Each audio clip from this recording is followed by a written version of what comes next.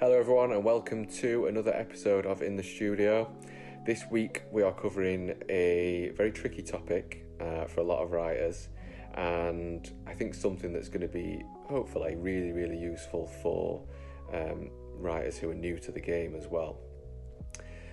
This week we're going to be covering the issue of formatting. Whilst we will explain a few things this episode about how to format your script, please don't feel restricted by that. Please don't feel that that's the only way you can do it, and that if it doesn't work for your script, that script just isn't going to work, because really all you need to do is adapt those rules to what you need.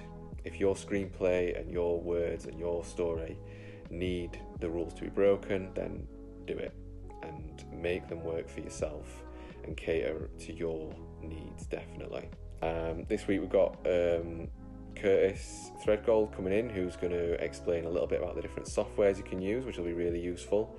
There's lots of different softwares out there, and Curtis has got some details on all of those for you. We've also got Cory, who's going to come in and talk about dialogue, and then a couple of more niche ideas of montages and flashbacks as well, which are quite interesting tools to use in a screenplay, but can be very difficult to work out the best way to present those. And then I'm going to just ramble on for a little bit and explain a few of the kind of fundamental stylistic choices that should or could be made when you're writing your screenplay. Hello, my name's Curtis Threadgold. I'm a writer based in the Northwest. I have written 2 features, 1 pilot and a bunch of shorts, one of which is going into production later this year, which I'm very happy about. And I've been asked by the lovely folk at JumpCut to tell you about some screenwriting software that's available. There's a ton of options available online. When you're thinking about it, you want to think about your budget. There are premium options available, but they're going to cost a fortune. But there are also some really good free ones as well. So you want to be thinking about, do you want to own the software when you buy it? Are you happy to take out a subscription? When you're writing, are you going to be writing alone, or are you going to be writing in collaboration with other users? Because you're going to want to think about compatibility of files and whether you can both work on a document at the same time. Lots of different screenwriting softwares have different things, different functionalities for that. Personally, I like having the software on my computer as opposed to using a cloud-based system. I generally write alone, so those concerns don't bother me. And I have gone for some of the paid-for options. So the 2 that I recommend, and by all means this is not like the definitive answer, you've got to choose what is right for you, but the 2 that I would recommend would be, number 1, I would recommend Final Draft. Now, the huge drawback to Final Draft is that it's really expensive. You're going to be spending a couple of £100 on that. The main advantage to it is it's pretty much recognised as an industry standard. So if you are aiming to be staffed on one of the big TV shows in the US maybe, or any major film, this is going to be the software that you're going to be expected to be able to use. Now, that's not to say that the other software won't have that functionality. It almost certainly will. But as a best practice guidance, Final Draft is considered the standard. But what I will say is that there are some options, some really good options to get cheaper versions. So the one I would really recommend, if you're looking for a good, solid screenwriting software that isn't going to break the bank, it would be Fade In. Now, Fade In, the advantage of that is it's £60, which is a considerable amount cheaper than Final Draft. Plus, all the updates are free. Their user support is great. I've emailed them before, asked about certain features, and then before I know it, the feature that I've requested has shown up in the latest update, and that's entirely for free. And you can use it on as many different computers as you like, across as many different devices as you like, and it does the exact same functionality as Final Draft, and it also accepts and exports Final Draft files. So if it was me, I would recommend Fade In. But I would honestly say, do your research, figure out what you want to use it for, and get one, because it will make writing so much easier for you. Okay, thank you very much. So one thing that I really wanted to do this week is try and visualise good and bad formatting and presentation for a script. So what I've done this afternoon, I've chucked together one random page of a random story that I've just made up, and I've kind of just vomit drafted this down. So what you're going to look at in a moment is pretty much what anyone's first draft might look like. It's not perfect, it's not good, it's not bad, it's just alright kind of script. And it's a little bit messy and a little bit cluttered and not ideal to be sending to someone in the industry. So we'll have a little look through this, and as you can see, lots of long descriptions, lots of blocks of text, and just kind of needless, unnecessary text there on the screen. If you look through from the very start, what we've got a lot of is descriptions of the setting and the characters, very physical descriptions. Now, one important thing to bear in mind is that obviously, really, you don't need camera directions or detailed descriptions of things and people and shots, because unless you're a writer-director and this script is for you to direct, then your description is going to be ignored anyway, to be honest, either on purpose or because they just can't facilitate those kind of descriptions of things and people. The settings all depends on budget and location. And another big rule of kind of just writing in general really is to leave early and enter late into a scene as well, which I haven't really done in this page here for the purpose of kind of demonstration.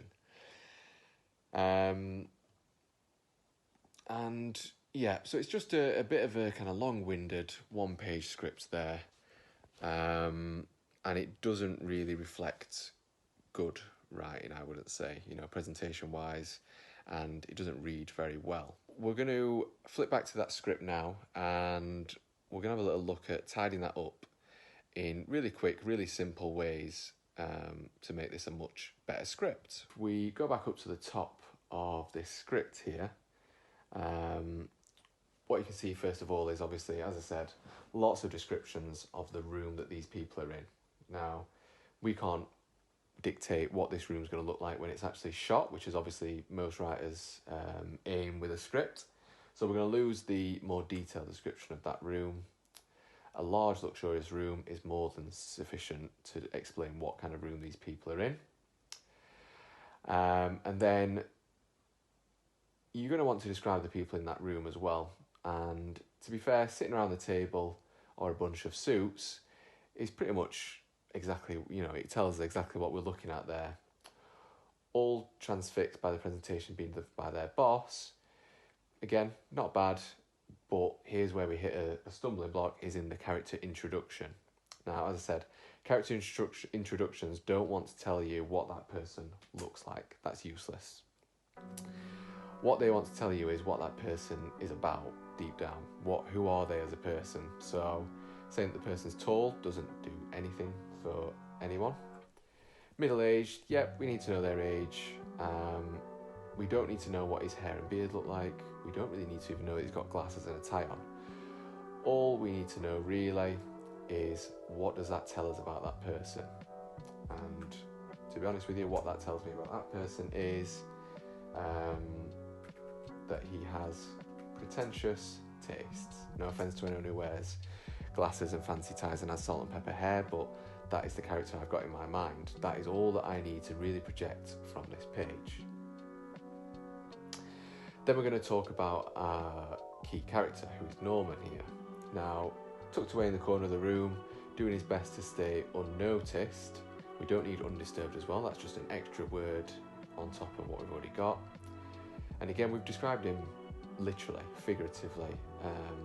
We need to know who this person is rather than what he looks like. So, what we gather from what we've just had there is that this guy is a bit of an insomniac and he's not doing too good in life. So, we're going to just cut to the chase here.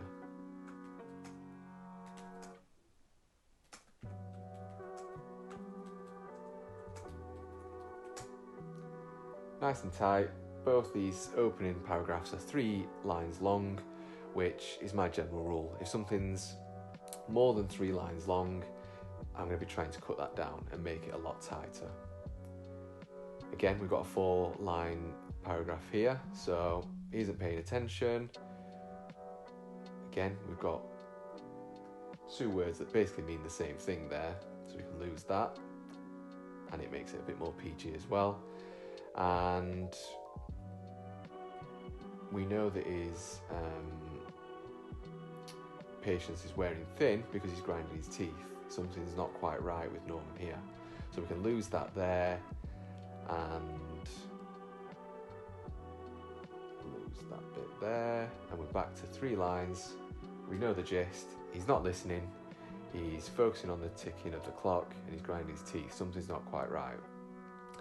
Now the boss speaks up. Norman is fidgeting and tapping his desk, so we don't need to say exactly what he's doing, we can just say that he's fidgeting vigorously. We don't need to say that he can't help himself, because that's what we're getting from the fidgeting. He's obviously trying to do something. Stands up and clears his throat, makes direct eye contact with the boss and smiles. And then this is where the bombshell comes in. The kind of active moment in that scenario here is that Norman quits, which is going to be, interesting to readers, hopefully. Why has he quit? How long's he been there? If we're just diving into this story of Norman right now, this is new information to us, and it's quite a shock.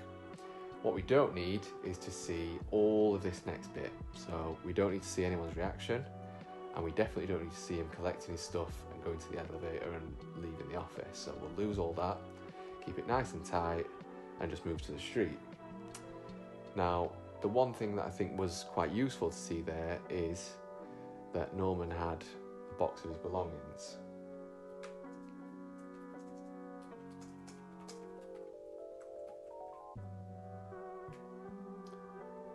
Now, loosening his tie and chucking it in the bin is quite interesting as well. That tells us that he's kind of left the workplace behind. What I'm going to do here is I'm going to move this one down to this bit and make this paragraph a lot tighter, because this is really cluttered, full of action, but really unnecessary action. So he's got a big smile on his face. Is enough. The word suddenly should never be really in your script. It's quite a no-go when it comes to writing. And don't be afraid to make things 2 paragraphs rather than 1 big one. It kind of seems a bit irrelevant whether it's 1 big one or 2 little ones, but as I said, it's all about how this script looks to a reader. And breaking that up is going to make things a lot more appealing for them to look at.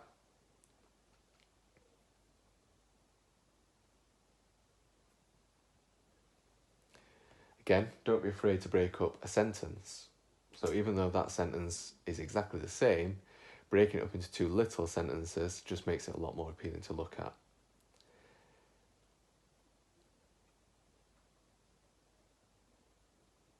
And the final paragraph here isn't too bad, to be fair. It ends on an interesting note that a reader's going to want to know more about, but it could always be tighter. So what we're going to do is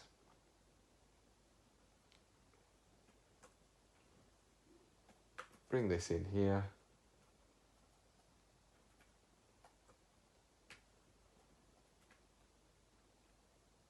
Lose that you can't hold it in any longer, because that's not really useful, because we know that you can't do that if he's going to cry in a second anyway. And there we go. So what I've done there is I've just basically eliminated the clutter and made this a much clearer, concise and tight piece of writing, hopefully. As I said, it's not perfect still. Lots of work to be done to get this to be a perfect script, but it just looks a lot more interesting and more appealing to a reader, which is what writing is all about. We need these readers to want to read these scripts and for the reading process to flow as much as possible. And that is all from just removing unnecessary action, unnecessary scenes, and repetitive kind of notions within the writing as well. So, hopefully that was useful in some way. It's a bit kind of rough and ready what I've just written there and what I've tightened it into. As I say, when you're writing a first draft, what I did before would be perfectly adequate and would suffice for what you're trying to do. But the more work you can do to make your first draft, as good as possible and as tight as possible, the easier your rewrites are going to be. This kind of tidy up work that we've just done there is very simple, very quick, and just saves you a job later down the line.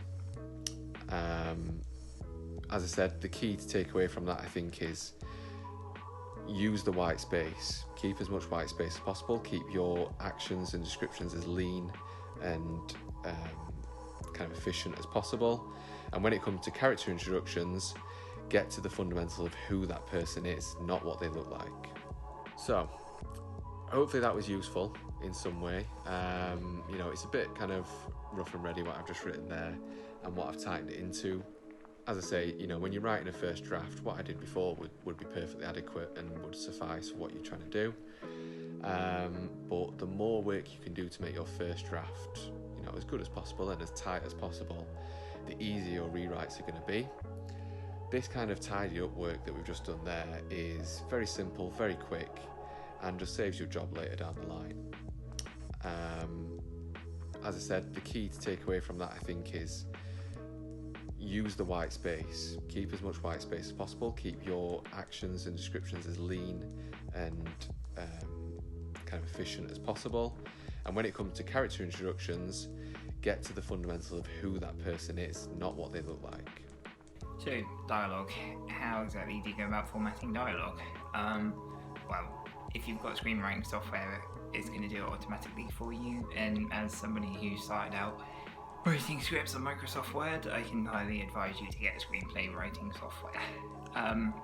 But if you haven't got it and you've got Word, then the margins, from what I recall, are you want your character speaker name 3.7 inches from the left hand side and the dialogue itself 2.5 inches. But again, having been through that and seen just how fiddly it is to get everything right, I advise Final Draft or something like that.